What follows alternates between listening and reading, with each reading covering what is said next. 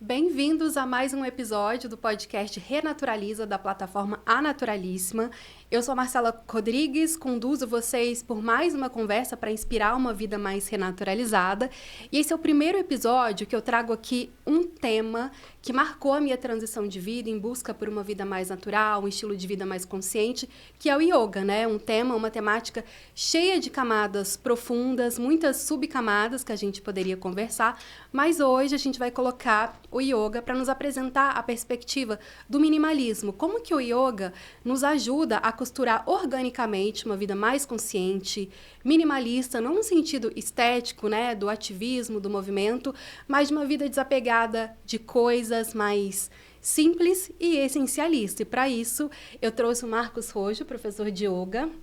Então, a gente vai trazer essa intersecção entre yoga e vida minimalista pela perspectiva de um professor de yoga que viveu um desafio do minimalismo. Então, bem-vindo, Marcos. Obrigado. Obrigado pelo convite. De ter aqui. Prazer. Eu sempre quis trazer esse tema aqui, porque nesses anos que eu transicionei e também fui pesquisando consumo consciente, bem-estar ao mesmo tempo, e também estudando yoga, né, eu fiz uma formação, eu tive a certeza que o problema raiz desse consumismo, que não é o consumo, né? O consumo é uma coisa, o consumismo que é o problema, tinha um problema raiz, que é o autoconhecimento, ou a falta de autoconhecimento, Sim. e a falta de bem-estar essencialista, de silenciar, enfim.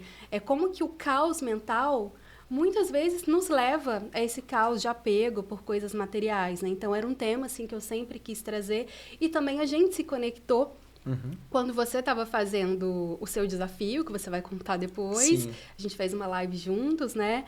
Mas acho que seria legal você começar contando a sua história, porque é bem atípica, porque foi alguém que nasceu no ambiente do yoga, né? Exatamente. Então, eu nasci no ambiente do yoga, meus pais, eles foram para a Índia em 1979, numa época onde ir para a Índia era muito diferente de hoje, né? E eles passaram um ano lá estudando, fazendo um curso, e aí então eu já nasci dentro desse universo que para mim era muito normal e que depois eu fui começando a perceber, né, conversando com os amigos e, né, essa coisa de criança, perceber que não era tão normal assim perto de como viviam as outras pessoas. Mas de qualquer maneira, é uma relação assim muito próxima com a Índia, muito próxima com o yoga. Eu via meus pais fazendo suas práticas, eu acompanhava meus pais dando aulas. E o seu pai é um professor muito conhecido, reconhecido Sim. aqui em São Paulo, né? Marcos Rojo. É a família Rojo, né? Que Exatamente. tem os projetos Meu pai, de yoga. ele começou com alguns cursos pioneiros, então ele formou muita gente, muitas pessoas são formadas por ele e acabou ficando uma pessoa conhecida, né? Nesse meio do yoga. E... Enfim, nisso eu nasci nesse ambiente, mas aí eu também fui traçando os meus caminhos, eu fui para outros lugares, fui fazer engenharia, coisa que nem todo mundo sabe. Você teve aquele processo de nasce ali mergulhado, né? Mas foi alçar seus próprios voos depois que você voltou. Exatamente. Mas foi uma desconexão assim, nossa, pegou ranço de tanto que você vivia aquilo ou foi natural mesmo? Não foi uma coisa natural, até porque eu gostava muito do yoga, mas eu não sabia exatamente assim se isso seria meu trabalho, sabe? Então, para não logo cedo colocar o yoga como algo da minha profissão, algo que eu dependesse financeiramente, eu não, até por recomendação dos meus pais, assim, eu não atrelei o yoga assim a minha ao lado financeiro mesmo, né? E deixei aquilo muito mais como uma prática pessoal, até que em algum momento essas coisas se juntaram e hoje em dia eu estou completamente dedicado a isso. E quando criança e depois, né, adolescendo, você sentia essa diferença de estilo de vida? Já era um estilo de vida ali, não desapegado, né, mas talvez menos suscetível, menos vulnerável a tendências, ao tem que ter? Você falou, eu fui vendo os meus amigos, vi que era diferente. Você começou a ter outras referências, né? Você já percebia que era um minimalismo, de certa forma? Não, acho que não. Acho que não. Acho que eu tive também as minhas modinhas, tive as minhas tendências, tive as coisas de adolescente, eu queria ter minhas coisas. E seus pais davam essa liberdade? Dava essa liberdade, que bom, assim, né? dava essa liberdade. Porque, apesar de ser uma família de professores de yoga, nunca foi uma família, assim, desse lado mais hippie da história, sabe? Então, sempre foi bastante comum, sabe? Vivendo numa grande cidade, Vivendo é um numa grande estilo de cidade. vida urbano, né? Exatamente, estudando nos colégios, enfim. E tendo também os meus desejos, e tendo as minhas coisas, e tendo os meus apegos. Eu acho que de criança, assim, eu tinha isso, sabe? Minha mãe me conta que eu era uma pessoa mais apegada às minhas coisas, e eu organizava minhas coisas e tal. Enfim, até o momento, eu acho que onde vai... As coisas vão se introjetando um pouco mais, né? E aí vão deixando de fazer sentido certos modismos, aquela coisa das tendências, aquela coisa de você fazer parte de um grupo por usar tal coisa. Eu acho que isso, depois de um tempo, realmente foi perdendo muito sentido para mim, assim. Mas talvez também por você já ter nascido nesse berço de yoga e ter pais que já tinham um olhar muito maduro, era mais simples de entender que não é porque aquela história, né? A pessoa faz yoga, ela tem que ser hippie ou minimalista naquele sentido mais extremo, né? Não compro, sou contra consumir. E, na verdade, não é isso. O minimalismo é um desapego para a gente entender o que é essencial ou não. E, às vezes, quando a pessoa está entrando isso, talvez uma idade mais madura, tem aquele anseio de correr contra o tempo e aí passa por um período quase que radical, né? São a pessoa entra no yoga e já... Eu lembro que uma professora brincava, já corre para fazer a tatuagem do Ganesha, aí se desfaz das roupas, o ombro, aí começa a comprar bacias tibetanas e tudo, e na verdade você pode ter um estilo de vida mais essencialista, né? Com certeza. Eu não tenho praticamente nada desse estilo de vida da imagem estereótipo do yogi indiano, assim. Então, eu não tenho esse lado de cultuar, né, as divindades hindus, o lado devocional. Tem o lado da prática, eu tenho o lado da minha prática, o lado da forma como, né, eu me conecto com aquilo, mas não tanto assim de uma forma estereotipada, pelo menos a partir de vestimentas, ou de imagens, ou de consumos. Visualmente, né? Falando, com aqueles ícones que são, clichês, né? Mas você cresceu já percebendo, né, quando você voltou pro yoga? Aliás, como que você voltou? Você falou que fiquei curiosa, foi estudar engenharia? Pois é, como se tornou professor, né? Aí eu trabalhei muito tempo no mercado corporativo, na área de planejamento financeiro, uma coisa bem corporativa mesmo, assim. E aí, depois de um certo tempo, eu comecei a dar aulas de yoga em paralelo. Meus pais foram fazer uma viagem, foram para o Japão, e aí precisava de alguém para substituir. Aí eu falei, tá, eu vou substituir dessa vez. E quando eles voltaram, eu achei que era a hora, assim, de ter, então, minha própria turma. Falar, agora eu vou começar mesmo. Mas eu ainda continuei com o meu trabalho corporativo por bastante tempo. Eu fiquei uns 10 anos nessa coisa, assim, de uma vida paralela. Até que em 2019, pré-pandemia, eu saí definitivamente, assim. Eu sabia que isso ia acontecer em algum momento, mas... Talvez por você saber que isso ia acontecer em algum momento, era mais confortável para você viver essa vida do mundo corporativo? Sim. E do yoga, né, que já era o seu universo natural, porque são universos muito extremos, né? Uma vida acelerada, que o parâmetro de sucesso é acumular dinheiro e status, e você tem, ainda mais o mundo corporativo, né? Sim. Que você tem que se vestir como quem você gostaria de ser. Como que você lidava com isso? Porque é uma maneira de pensar o minimalismo também, né? Um apego à imagem. É curioso, assim, mas eu sempre fui visto, assim, dentro do mundo corporativo, como uma pessoa um pouco diferente das demais, assim, né? Da média e tal. Mas eu gostava, eu me dava bem, né? Eu trabalhava bem com aquilo, assim, eu gostava daquilo, ainda gosto até hoje. Planejamento financeiro, uma área, assim, estratégica, eu gostava racional, daquilo. Né? Curtia aquilo, racional e tal. Mas, assim, eu me lembro no começo, né? Ia almoçar com a turma e tal. Eu sempre era o último. Então, tinha um ritmo, assim, sabe? Tinha um ritmo, mas eu gostava do trabalho, eu fazia aquilo. Bem feito. Mas eu percebia, tinha um ritmo na fala, tinha um ritmo no jeito de apresentar as coisas, tinha um ritmo no jeito de encadear as ideias, um ritmo na hora de almoçar. E aí, era notável, assim, uma certa diferença. Então, eu não acho que eu entrei muito naquela coisa acelerada. Mas o que eu acho que eu entrei, sim, e por isso que eu acho que foi tão difícil de sair, é nesse lado confortável de um mundo de um mundo corporativo, onde você tem lá o seu salário, você tem lá suas férias, tem lá seu 13º, estabilidade, seus bônus. E, assim, não é muita estabilidade, né? Mas, de qualquer maneira, eu tinha lá os meus confortos, né? Nunca fui uma pessoa acumuladora, mas de coisas, né?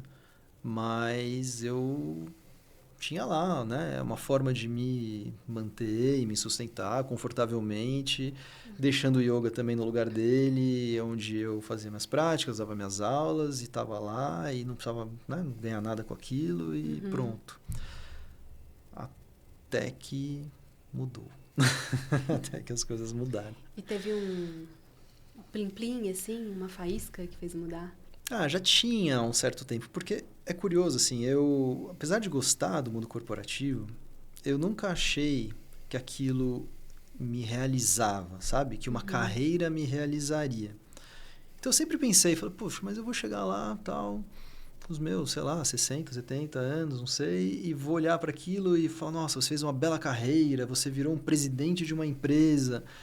Falei, tá, mas isso nunca foi alguma coisa assim que me brilhou os olhos. Te movia internamente. Me movia. Eu gostava do que eu fazia, mas assim, eu não tinha essa ambição de construir uma carreira e que isso seria, assim, sabe, uma obra de vida que eu me orgulharia. Então, eu sabia que em algum momento eu ia deixar e aí teve lá um momento bem apropriado para isso, um momento de transição da empresa. Trabalhava no Buscapé naquele momento, naquela empresa de sites, então também não tinha, né? Era uma coisa bem ligada a um consumo também. E enfim, e aí chegou um momento ali de transição daquela empresa, mudanças, e aí eu também achei que era a hora de não procurar mais nada e assim, vou sair daqui, eu vou fazer um ano sabático. Eu ia fazer isso, fazer um ano sabático. Tava 3 dias, né, para ir para o caminho de Santiago de Compostela, com a minha mochila, meu minimalismo, minhas duas... Eu tava com tudo pronto, bota, mochila, tudo pronto. E aí, 3 dias antes foi quando teve o lockdown e eu não fui. Uau. E aí que tudo mudou, né? Então aí eu comecei a fazer as lives, comecei a dar as aulas, mudei completamente a minha ideia de um ano sabático. Mas no fundo foi onde eu encontrei, eu acho que a forma como eu tô gostando de trabalhar com yoga, E não sabe? precisou ir tão longe, né? Não. Acho que é uma grande lição, né, às vezes. Aproveitar essas oportunidades Exatamente. trágicas, às vezes, coletivas, e também pegar ali uma onda do que tem que ser feito, né? E aí, indo para o minimalismo como desapego de coisas materiais, aquele desafio que você fez, vamos falar de minimalismo, e eu trouxe até aqui. Estou com anotação para a gente partir desse ponto, né? Que minimalismo tem algumas distorções. Então, no dicionário tem, olha só, sistema, doutrina ou tendência que defende a redução ao mínimo do que compõe algo. Técnica, estilo ou movimento artístico que tende para a simplicidade e para as formas geométricas básicas. Então, criou-se o entendimento de que ser minimalista são cores claras, não ter estampa, não ter nada muito visual, ou, por outro lado, ser totalmente contra a consumo, né? Nos últimos anos, até um pouco antes da pandemia, esse movimento começou a ganhar mais força aqui no Brasil, na Europa é muito forte, aí, junto com o movimento Slow Food, Slow Beauty, Zero Lixo, foram movimentos primos que foram crescendo, enquanto, na verdade, o minimalismo ele pode ser praticado de diversas formas, né? E acho que internamente de dentro para fora. Mas, no seu caso, aconteceu também essa transição para um minimalismo que você olhou para a questão material mesmo, né? Mesmo sendo já uma pessoa que não era do acúmulo. Como que foi esse seu desafio, que você fez tantas lives, né? Sim, eu realmente mergulhei no minimalismo. Mergulhei assim, vai. Lógico que não dá para comparar com as pessoas, né? Não posso me dizer assim, uma pessoa realmente minimalista, porque eu acho que eu não cheguei no ponto que eu queria chegar. Mas talvez não haja um ponto, né? É a minha teoria. Talvez não haja um ponto, pode ser. Mas eu me dei conta, assim, que mesmo não sendo uma pessoa acumuladora, ou pelo menos consumista, nem um pouco consumista, mas eu via que tinha um acúmulo ali desnecessário, sabe? Então, sei lá, fiz uma reforma E aí eu guardei os fios que talvez eu pudesse precisar um dia, ou o resto dos azulejos e a tinta que já tinha, né, já estava dura há 3 anos. Ou ganha aquela coisa, aquele brinde daquele evento que você vai, e aí você guarda lá porque você não sabe o que fazer com aquilo, mas você também não quer usar, né? Aquela garrafinha tal, que nem é boa, e aí você guarda ali. E aí quando vê, eu tava com uma quantidade de coisas que eu não queria ter. Isso foi em que ano mesmo? Ai, sabe que eu me perdi também? Uns 2 anos atrás? 21, 22, né? 22, acho. Tá. E eu não queria ter aquelas coisas. Eu falei, bom, eu acho que eu peguei aquele documentário, um documentário que fala sobre minimalismo, que veio essa sugestão de como usar um método ali que era primeiro dia uma coisa, segundo dia 2 coisas, terceiro dia 3 coisas. É um método daquela japonesa? Não sei se é dela. Kondo, né? Marie, né? Tem alguns. Eu acho que não era dela, eu acho que era um outro documentário que eu vi. Por conta dessa de tendência, 2 caras. tem muitos documentários, né? Aí você foi seguindo esse método? Eu fui seguindo isso. Então, dia 1, dia 2, dia 3. Dia 1 é uma coisa, dia 2, 2 coisas, dia 3, 3 coisas, dia 30 do mês, 30 coisas. Só que antes do 30 eram 29 coisas, 28 coisas, 27 coisas. Quer dizer, é muita coisa. Só que quando eu vi, eu tinha muita coisa assim desnecessária. Lógico, eu não tinha... Como que era a conta mesmo? Eu não lembro. Se somar 1 mais 2 mais 3. Eu fiz essa conta lá, dava... Quanto que dava? Não sei. Umas 500 coisas.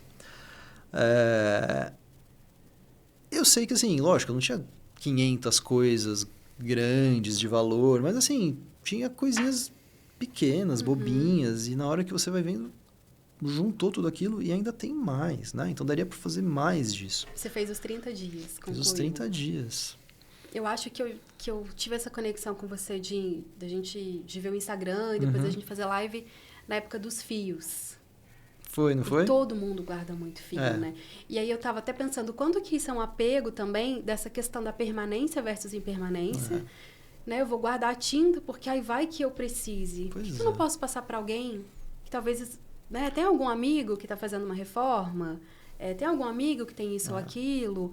No caso da tecnologia, acho que tem umas pesquisas que falam que tem caso de eletrônicos, né? Tem a questão de você não saber o que vai fazer, a gente tem que dar um destino correto, mas também tem um apego ali ao medo. O que vão fazer com o meu computador? Pois é. Então tem... Tinha coisas eletrônicas, uma calculadora que eu não usava mais há anos, sabe? Várias coisas, muitas coisas. E coisas de valor afetivo também? Algumas coisas de valor afetivo, algumas eu não coloquei na lista. Tudo bem, né? Por isso que eu acho que dá para fazer mais uma, assim. Não sei se de 1 mais 2 mais 3 mais 30, mas, assim, com certeza dá para fazer mais uma leva. Acho que tem muito ainda para... E conforme você foi fazendo, assim, dia 1, dia 2... Você, por ser um praticante de yoga, então tá muito acostumado à prática de silenciar, de meditar, de fazer pranayama, de olhar para dentro, de se abrir a percepção, né? Nossa, ontem eu fiz isso, onde que eu mexi em mim, né? Foi acontecendo um processo interno, assim, de entendimento? Foi acontecendo um processo interno e foi acontecendo também, principalmente no começo, assim, uma liberação, sabe? De uma energia meio represada, parece que foi abrindo um espaço interno também, onde eu ficava, sabe, animado de fazer aquilo. Eu estava gostando de tirar aquelas coisas do lugar e de mexer e de arrumar, né? Não só tirar, mas também de arrumar as coisas. Os psicólogos de plantão dizem que quando você arruma gavetas, você reorganiza a mente, né? Pois é, eu acho que tem alguma coisa a ver, sim. Não sei se e é até tão energeticamente, direta. né? Exato. Você tá liberando espaço. Sim. Liberou espaço, né? Meditou, teve ali a abstenção dos sentidos, né? Trouxe menos caos, você reorganiza os pensamentos, mexeu nas gavetas. Porque as coisas ficam lá, né? E aí, de alguma maneira, você fica um pouco vinculado àquelas coisas, né? Ou tá lá esquecida, e quando você vai mexer, você lembra, e quando você lembra, alguma coisa se move dentro de você, né? Por mais que tenha um valor afetivo. Mas ele estava lá guardado e eu não lembrava daquilo. Quando eu pego para botar em jogo se eu vou tirar ou não, aquilo de alguma forma volta, eu revivo um pouco daquele momento, né? E assim, por mais que eu decida ficar com a coisa, pelo menos é uma coisa, né? Como dizia a Marie Kondo, né? Que ela chama. Se você quer ter uma coisa que tem valor afetivo para você, tenha. Mas deixa ela para servir para o propósito dela. Não deixa ela escondida, guardada no fundo do armário, sabe? Então, assim, legal, gosto disso. Tá bom, põe aqui. Vai ter algum tipo de propósito, né?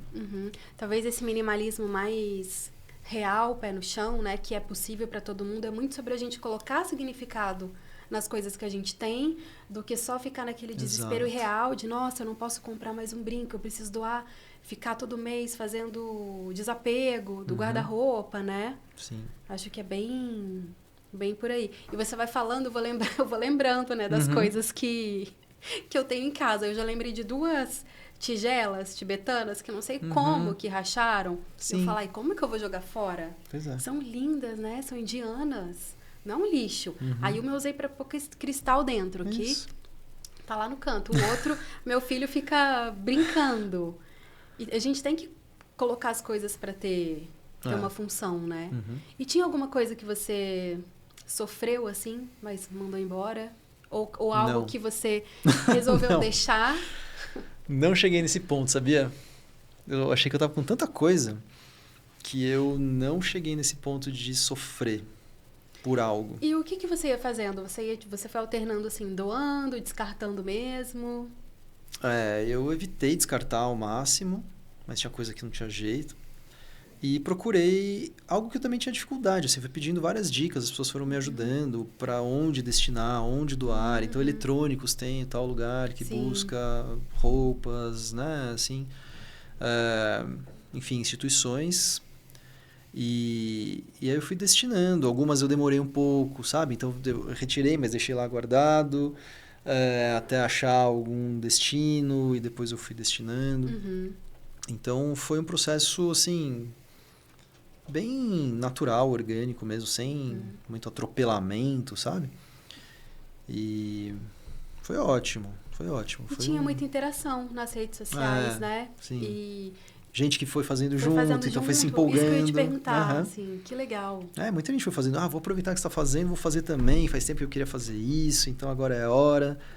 E era muito legal, né? A gente ia compartilhando, as pessoas iam compartilhando. Hoje eu tirei tais coisas, Eu ia mostrando todo dia, né? Que eu tava tirando. E a sua comunidade ali de redes sociais, basicamente, são muitas pessoas do universo do yoga, né? E aí, um outro clichê que a gente tem é que achar que a pessoa do yoga já é desapegada, né? Os seus alunos, você notou que deu esse insight neles também, né? Você já disse que sim, porque iam interagindo. Mas hoje, passado ali alguns anos, e principalmente no pós-pandemia, teve essa expansão de falar de consumo consciente, né? Quase que dá aquela vergonhinha, a pessoa não quer falar que ela é consumista mais, né? Antigamente era um status. Agora, pelo menos na nossa bolha, vida mais consciente, né? Com diferenças de estilo de vida, mas tem isso. Você percebe que esses alunos hoje estão mais conscientes, assim, repensando a alimentação, trazendo o yoga mesmo ali pro estilo de vida, não só ali no tapetinho, aí sai do tapetinho, compra um monte e não pensa numa alimentação consciente e muito plástico? Eu acho que sim, mas assim, né, dentro dos desafios que é viver numa cidade e das coisas das facilidades, né? Porque eu acho que o consumo, não o consumismo, mas o consumo de plástico, o consumo de, sei lá, embalagens, essas coisas, é uma coisa que é uma comodidade, né, no final das contas. Então, assim, uma vida prática, uma vida fácil, é uma vida meio descartável. Na zona de conforto. Na zona de conforto, exatamente. Porque para você fazer uma coisa diferente, tá bom, então eu tenho que preparar o meu almoço, eu vou colocar no meu Tupperware lá, que é meu, não vou descartar, e vou levar o meu garfo e tal. Então, assim, eu preciso me preparar, né? Eu preciso ter uma antecipação, eu não posso sair de última hora, porque senão eu vou ter que ir lá comprar um negócio. Eu vou ter que recusar coisas em algum momento, né? Exato, vou ter que recusar coisas, vou ter que me preparar, vou ter que me planejar, vou ter que ter algum tipo de empenho, né? Eu acho que esse é um lado interessante, assim, porque em vários aspectos eu tenho falado sobre isso e agora é mais uma vez que isso aparece, assim, porque a nossa sociedade do cansaço, né, que é um tema que surge muitas vezes, esse livro ficou famoso, A Sociedade do Cansaço, né? É uma sociedade que está com baixa energia para se empenhar nas coisas, sabe? Então, uma sociedade do cansaço é uma sociedade que não tem muita força para produzir mudanças. E essa é uma mudança. Então, assim, se você não tem força, não tem energia, não tem disposição, você vai lá comer o que está mais fácil, você vai lá comprar o que está mais fácil, você vai lá usar o que está mais fácil.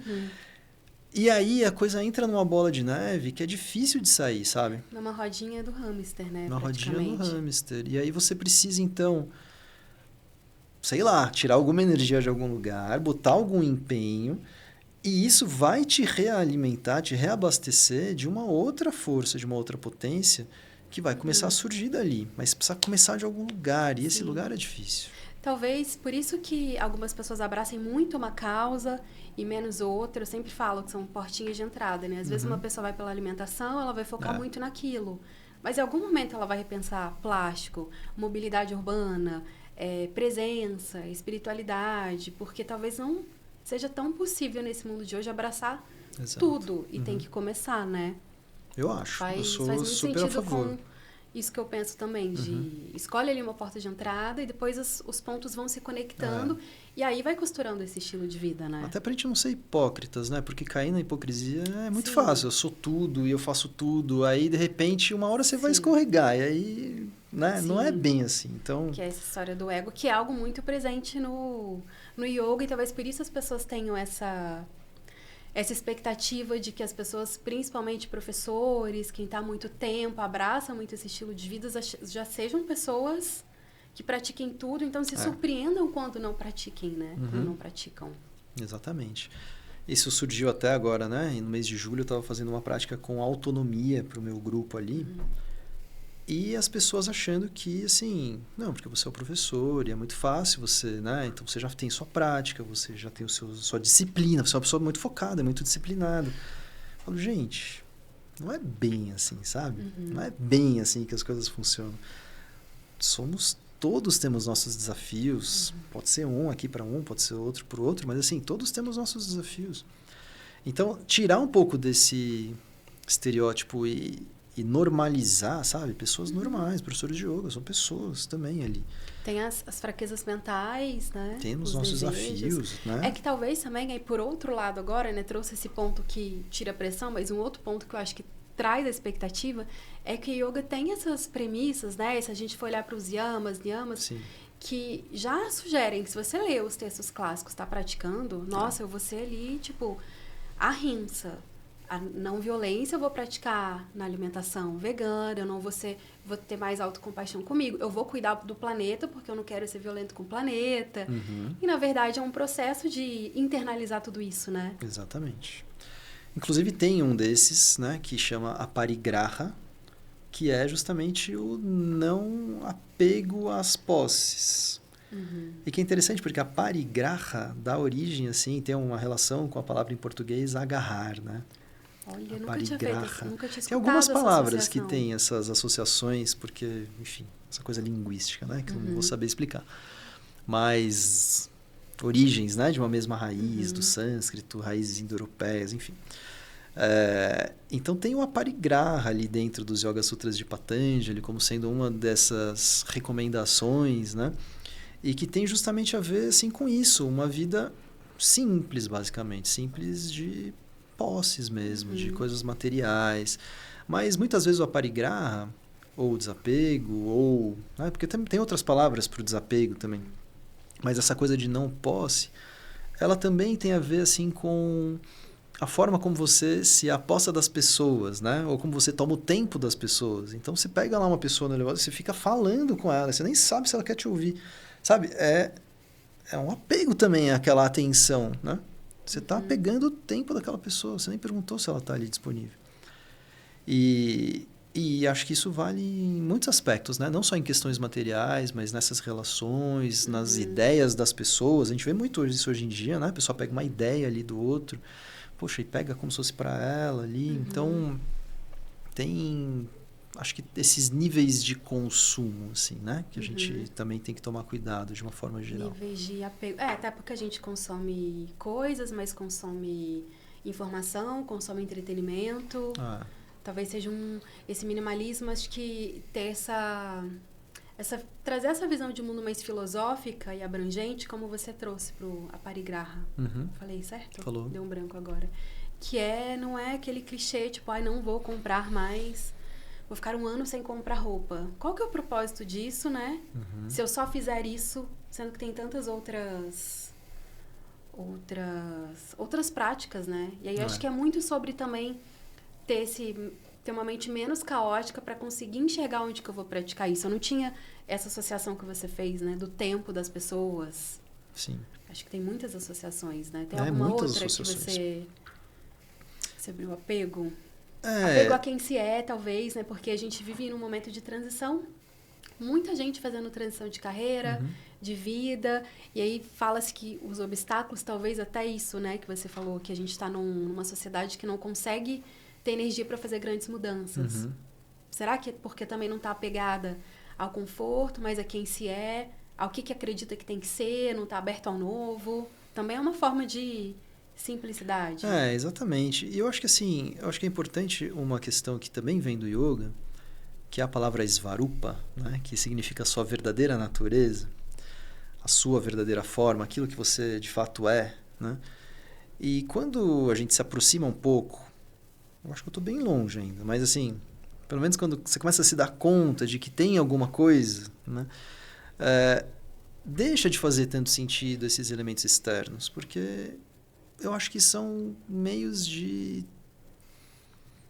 não sei, talvez querer se afirmar de alguma forma, né? Querer sustentar uma imagem, querer... Tudo bem, tem coisas que a gente gosta e faz parte, mas é tênue, né? Essa linha, assim, entre aquilo que me dá segurança essencial e aquilo que me dá uma segurança porque eu tenho um medo exagerado, sabe? Enfim, mas essa coisa da svarupa, dessa verdadeira natureza, é algo que também dá um indicativo. Tipo, eu preciso disso, assim, a minha essência, sabe? Pede isso. Talvez algumas coisas sim, provavelmente a grande maioria não, né? E aí a gente vai se dando conta dessas coisas. Eu acho que nos textos do yoga tem vários indicativos desses momentos, né? Então tem essa palavra parigraha, tem a palavra vairagya, que também é o desapego, tem essa questão da svarupa, que é a sua verdadeira forma, tem os indicativos, as recomendações, né, de como, pega os textos de Hatha Yoga, por exemplo, como o yogi deve viver. Ele deve ter uma cabana pequenininha ali, tal, só com uma porta, e essa cabana deve ter o chão com esterco de vaca, para espantar os insetos, ela deve ser limpa, mas ela não deve ter nada, e o cara só tem uma cuia, uma roupa e a cabana dele. E ponto. E ainda ele pede, né? Ele vive de doações, então ele deve viver num lugar ali, onde ele consiga as suas doações. E ele vai vivendo o dia após o outro sem ter a segurança do acúmulo, né? É muito interessante, assim, porque uma vez eu estava assistindo uma aula da professora Lia Diskin, que ela é fundadora da Associação Palas Athena, e ela fala sobre a ética. E ela conta, para falar sobre a ética, da história de um povo na África, que eu não vou saber o nome agora, onde eles ainda eram uma sociedade estruturada de uma forma... Ainda eram nômades. Esse é o lance. Eles ainda eram nômades. Então, eles não tinham nada. Porque, assim, quando você vai ter que, né, percorrer longas distâncias, ficar se mudando e tal, você não consegue acumular coisas. Você tem o básico ali que você precisa para sobreviver. Quando eles começaram a virar um povo sedentário e que eles podem colocar no chão, né, e a terra segura aquilo que eles antes tinham que carregar nas costas... As cabanas que antes eram sempre viradas para um centro, elas começam a ficar de costas para um centro, porque as pessoas começam a querer esconder o que elas têm. E elas começam a criar muros para o outro não ver o que elas têm, né? Para o outro não invejar o que ela tem. E aí começa um lance todo assim, de que as pessoas perdem a cooperação, né? Porque existe um tem mais que o outro, aí o outro acumula, e aí a gente perde um senso de comunidade que eu acho que é muito do que a gente vem perdendo também. Sim, que a gente perdeu, e acho que quando se fala até de regeneração, não só de sustentabilidade, um dos pontos importantes é retomar o senso de comunidade, principalmente em cidades como essa, que as pessoas não se falam, né? Vizinhos não se veem, colegas de trabalho estão correndo que não se falam. Pensando uma coisa assim outro dia, né? Então, meu prédio lá, por exemplo. Não tem aquele espaço que alguns prédios novos têm de ter máquinas de lavar coletivas.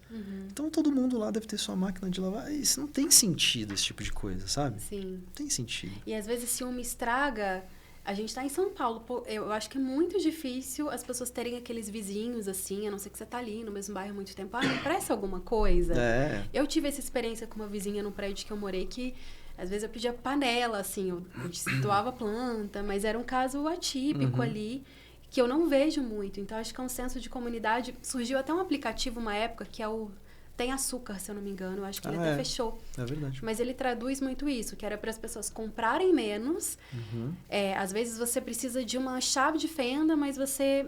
Acho que não é o melhor exemplo, que talvez seja algo bom de todo mundo ter. Ou não, né? Olha só o apego. De tem que ter porque um dia eu vou precisar. Mas algo que, às vezes, uma pessoa que passou a morar sozinha não tem, para que comprar correndo por causa de uma ocasião? Então, você ia lá no aplicativo e se conectava com pessoas para emprestar, trocar. Sim. E eu não sei se continuou, mas não é uma prática na vida real ali, organicamente, que acontece, né?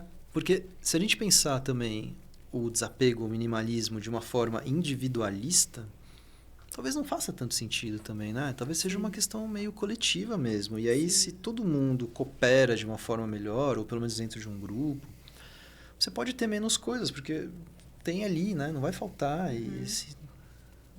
E vai ser mais possível, porque a pessoa ela não vai ficar até nesse apego também de que é um movimento sem grandes alterações visuais, tudo bege, minimalista, e eu não posso comprar nada. Porque, às vezes, quando a gente entra numa causa e abraça muito, tem aquela pressão do externo de que a pessoa se tornou minimalista, ou zero plástico, ou vegana, não pode ter um deslize. E aí a pessoa não cria um processo. E, no final das contas, o segredo está em você viver esse processo, né? Sustentabilidade não é um ponto que você vai chegar. Principalmente quando a gente associa autoconhecimento. E quando a gente traz para práticas de relacionamento, de atitudes, é muito mais fácil de praticar, né? É impraticável você fala. Eu tinha uma época que era muito moda. Ficou um ano sem comprar roupa. Um ano sem comprar tênis. Qual que é o propósito disso? Tudo bem, é como você fez, um desafio, então gera uma visibilidade para um tema importante, você se desafia, né? Você olha para dentro passando por aquilo. Mas se para ali, é um movimento superficial, né? Tem aquele lance, né, que... como é que chama essa data? Tem uma data assim que o planeta... Sobrecarga da Terra? Sobrecarga da Terra? Eu não sei, que chega num determinado momento do ano, lá para julho, agosto, que é perto do meio do ano, o planeta já esgotou as suas capacidades. Foi semana passada. Foi semana dia passada. Da sobrecarga da Terra. Então, esse negócio acontece no meio do ano, né? Quer dizer, a gente está consumindo o dobro, basicamente, do que a gente poderia consumir. Então, eu tenho pensado muito nisso, assim, e aí tem uma questão que sempre me pega, e que eu não sei se alguém já fez isso e tal, mas qual é, assim, uma espécie... Claro que isso é muito difícil de fazer, mas qual é o limite que cada um pode consumir para todo mundo poder consumir a mesma coisa, sabe? Porque, assim, se deu a sobrecarga da Terra lá no fim de julho, sendo que a gente tem uma maioria de uma população vivendo em condições, assim, né? Algumas de completa pobreza, outras de uma vida simplérrima.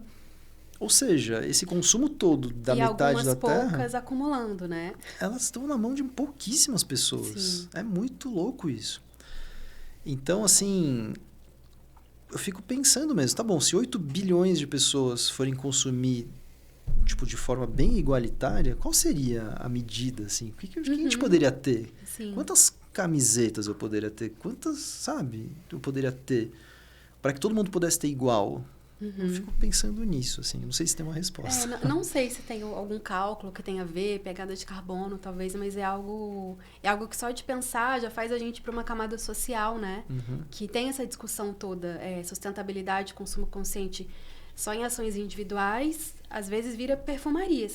Individualmente, tudo importa, né? São micro-revoluções. Mas se a gente faz só micro-revoluções, não cobra um sistema, ou não está atento para que esse sistema mude coletivamente, as coisas não vão mudar nunca, né? A gente está com aquela sensação de que está mudando e não está. Então, acho que é micro e macro ao mesmo tempo, né? Tem um outro é algo professor de igualdade. de ética também, o Romão, que ele fazia uma comparação assim, o que se gasta por ano em perfume na França poderia acabar com a fome no mundo por X tempo. Sabe assim? Tipo, uma coisa que alguns cálculos desses você começa existem. a olhar, você fala, cara, que loucura, né? No fim, a gente é muito louco, no final das contas. A gente tem muitos privilégios em várias camadas, assim, mas existe uma pequena parcela que acumula muito, e essa parcela que acumula muito ainda detém um poder de tocar o jogo da Matrix ali do sistema, né? E aí, quanto mais a pessoa tem de pessoas que vivem em áreas carentes, sofrem mais até, por exemplo, com a crise climática. Pessoas em vulnerabilidade social, em áreas muito carentes, são as que mais sofrem com... ou seja, as coisas vão se aprofundando, assim, tá tudo conectado. É claro que as conquistas individuais são importantes, né? Assim, a gente também não... A gente não está querendo trazer esse ar né, pessimista, então não dá para fazer nada. Porque às vezes cai nisso, né? Não vamos gerar eco-ansiedade. A ideia é não ter eco-ansiedade. Não dá para fazer nada, então não vou fazer nada, ninguém está fazendo nada, não vou fazer nada. Não é isso. As nossas conquistas individuais são importantes e a gente se sente bem com elas também, né? A gente vai sentir melhor. Se a gente não está fazendo só também para pertencer a um grupo, porque é uma forma de apego, porque está todo mundo fazendo... Exato. Mas ter um pouco a ver, acho que entra até no yoga de novo, que é o Dharma, né?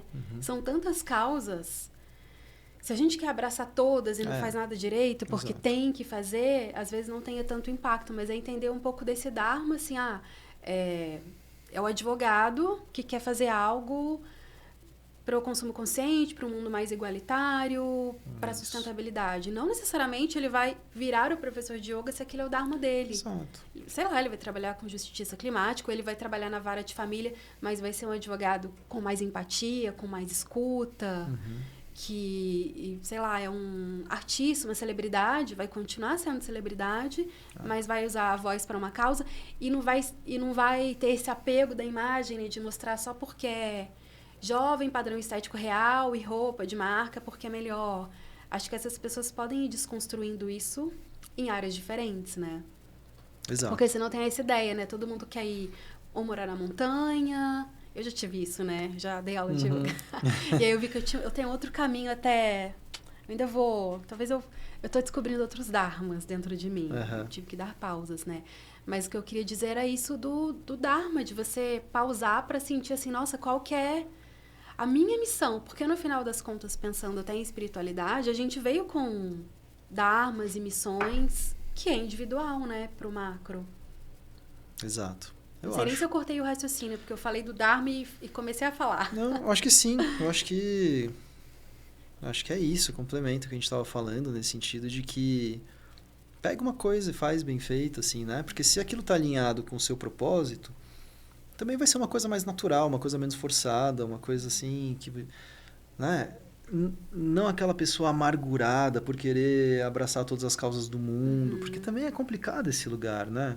Sim. Você sente todas as dores do mundo e todas as mazelas do mundo e aquilo te amargura a um ponto onde você não consegue e se aí não é o seu dharma, a sua grande missão que te move e fazer um ativismo de linha de frente, aquilo vai ser muito mais doloroso do que para a pessoa que nasceu, é nato dela, né? Se é aquele ativista que briga, que vai para a linha de frente, para o conflito. A gente tem que, acho que, entender muito a nossa forma, né? E acho que aí o yoga, ele ajuda um pouco isso, né? A encontrar esse lugar de onde que eu vou praticar um minimalismo, uma vida sustentável. Eu acho que sim, né? O yoga, como prática, ele se encaixa em muitos lugares, né? Ele pode se encaixar nessa prática assim um pouco mais filosófica e de conduta, como são os yamas e niyamas, ou como indicam vários trechos do Bhagavad Gita. Por onde você vai seguir, sabe? Tem um caminho que vai por esse lado, assim, um pouco mais de comportamentos, condutas. E tem um lado da prática também, né? A prática das posturas, dos pranayamas, dos bandhas, mudras, meditações, diversos tipos de meditações. Então, assim, Por onde você vai seguir dentro dessa prática, mas de uma forma assim que você possa ter aquele momento, né, de prática como um momento assim também de uma conexão com você, um silenciamento ou uma diminuição, pelo menos, desse turbilhão, né, de pensamentos e emoções que estão o tempo inteiro assim distraindo a gente. E segundo o yoga, esses são os chamados véus, né, porque encobrem a nossa visão da realidade. E o que encobre a nossa visão da realidade, né? Isso é muito interessante também, porque tem um certo momento que os Yoga Sutras de Patanjali falam sobre o estado de yoga ser equivalente a um certo estado de descondicionamento. E aí você fala, caramba, que interessante, porque assim, esses véus todos, esses pensamentos, essa forma muito assim, muito já pré-definida, né, de como eu sou, ou de como o mundo funciona, ou de como as pessoas devem ser, e as emoções que me atravessam o tempo inteiro, isso de alguma forma me faz ver o mundo a partir dessas perspectivas, né? E isso me faz uma pessoa condicionada. Uma pessoa condicionada é uma pessoa que faz as coisas assim, de acordo com, sei lá, a maioria, ou de acordo com seus, né, com esses impulsos. E esse descondicionamento, eu acho que, no fundo, é uma das formas da gente se libertar também desses padrões, né? E poder ter um tipo de vida diferente, mais simples, como a gente está falando aqui, ou, né, de outras formas, enfim.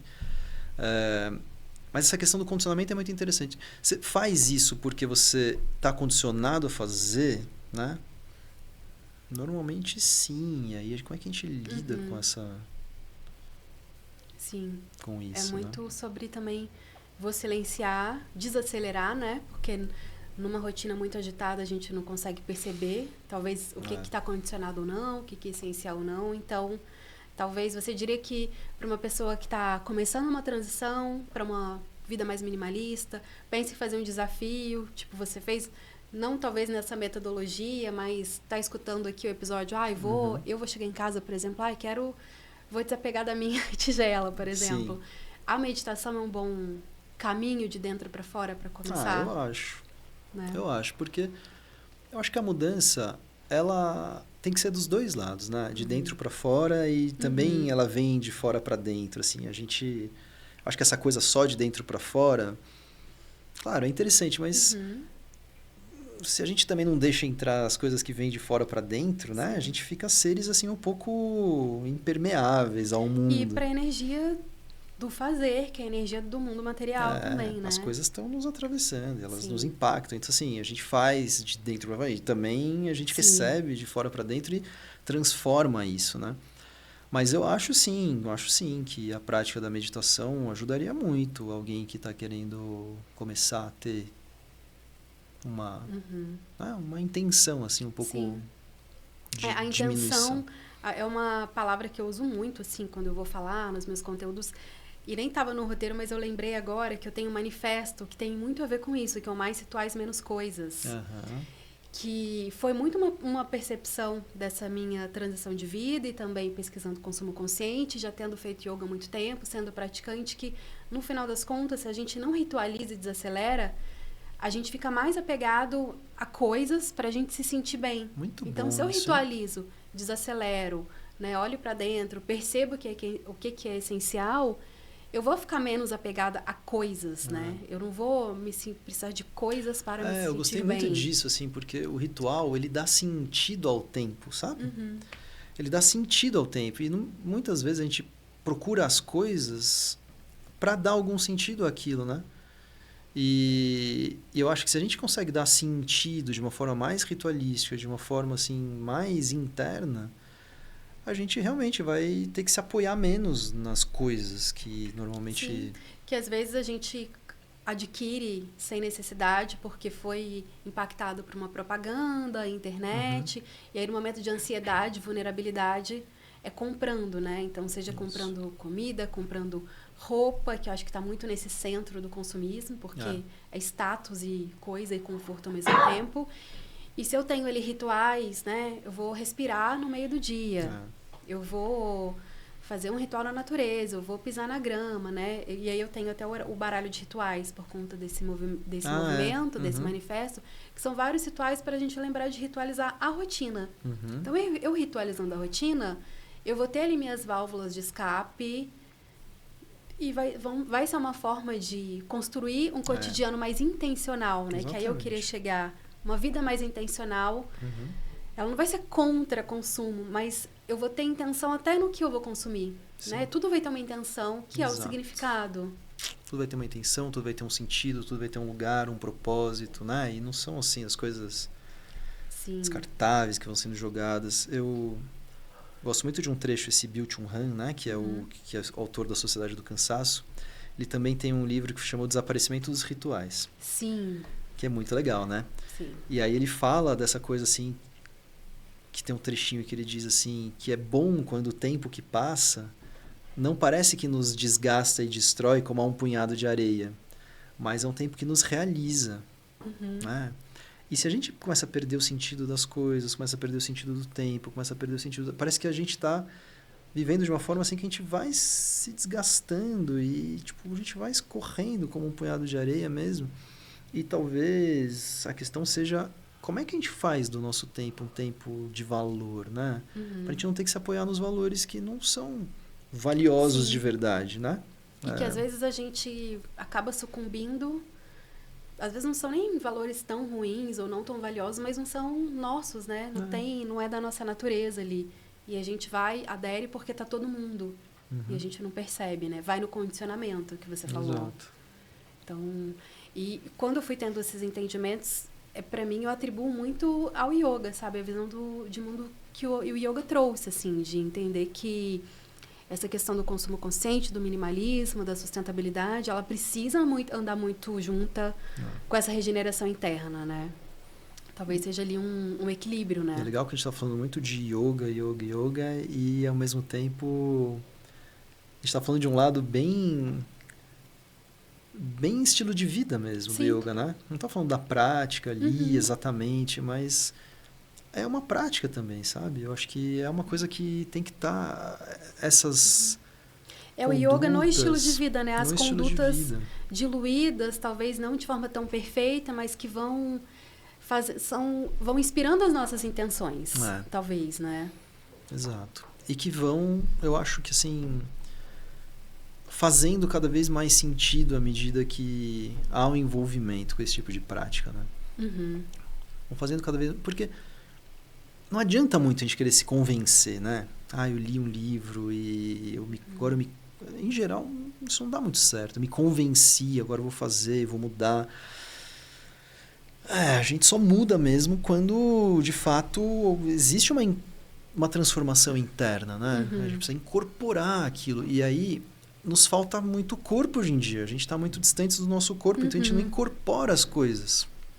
A gente fica lá no nível racional. E eu acho que o yoga é uma prática de incorporação nesse sentido, né? Não de incorporar entidades, mas assim, uma prática de você se apoderar do seu próprio corpo, você tomar posse do seu próprio corpo, para ver se alguma coisa se transforma nesse corpo, porque é o corpo que age. E aí não adianta estar lá só com a coisa racional, mental, eu deveria, né? E aí entra na culpa. E aí, nossa, tantas coisas que podem acontecer.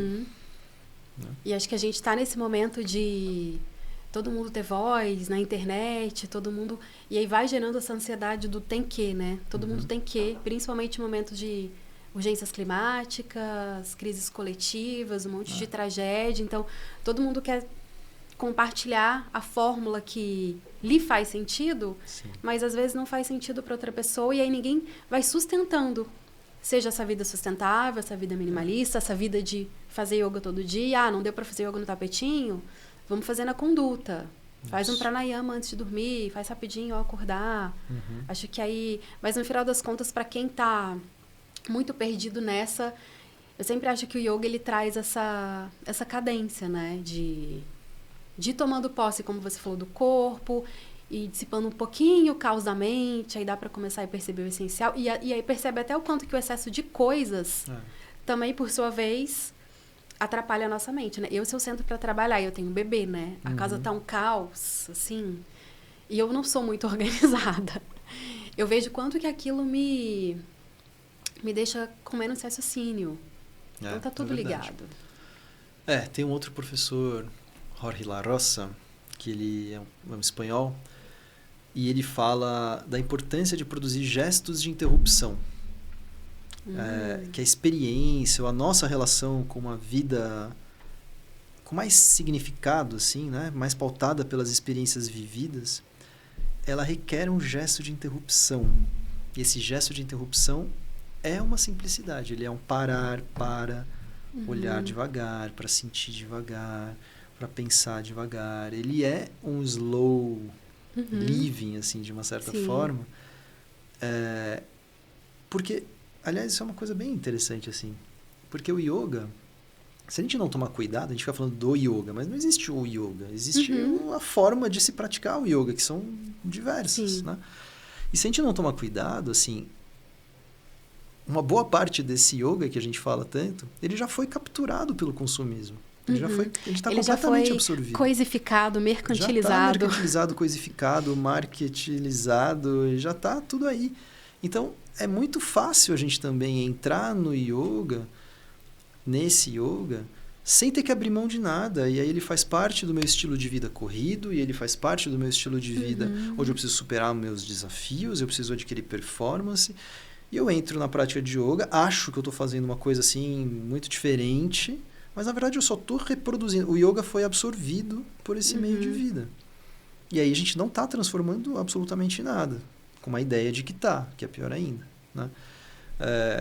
Então, se o yoga não é uma interrupção da sua forma de vida, não sei se o yoga está servindo para um bom propósito, sabe? A não ser um exercício que é saudável, beleza, ótimo. Mas também tem outros. Sim, acho que é um recorte bem importante nesse tema que a gente está trazendo, que é ter um estilo de vida possível, pessoas urbanas que estão vivendo as suas vidas, mas a ideia justamente é repensar, né? Refazer essa rota. E não só pega o yoga, coloca aqui na rodinha do hamster e segue. Exato. Só é mais uma coisa que você bota lá dentro. Sim. E o yoga cabe lá dentro. E ele já está bem adaptado para caber cada vez melhor. Sim. E gerar até mais consumo, né? Se a gente for... Aí vai entrar em outros temas, mas com todo esse marketing, você vai fazer yoga e vai ter que consumir mais ainda, sendo que... Não sei se tem o autor dessa frase, mas tem uma frase clássica que é para fazer yoga, basta você ter um corpo. Isso. É isso mesmo. Você valida como professor. Com certeza. Basta ter um corpo. Basta e um tempinho. Corpo. É isso aí. Ai, que bom. Então, gente, acho que é isso. A ideia era muito uma conversa que trouxesse essa perspectiva de alguém que respira o yoga e também olha para o minimalismo de forma prática, né? Não só mental. E lembrar o quanto que yoga, meditação, os rituais, uma vida mais intencional, naturalmente nos leva a uma vida mais minimalista, e uma vida menos consumista também ajuda a ter menos caos mental. Marcos, quer contar para o pessoal onde te encontrar, arrobas, estúdios? Sim, você tem uma série de aulas, né? Tem, muitas coisas. Vou falar de algumas coisas.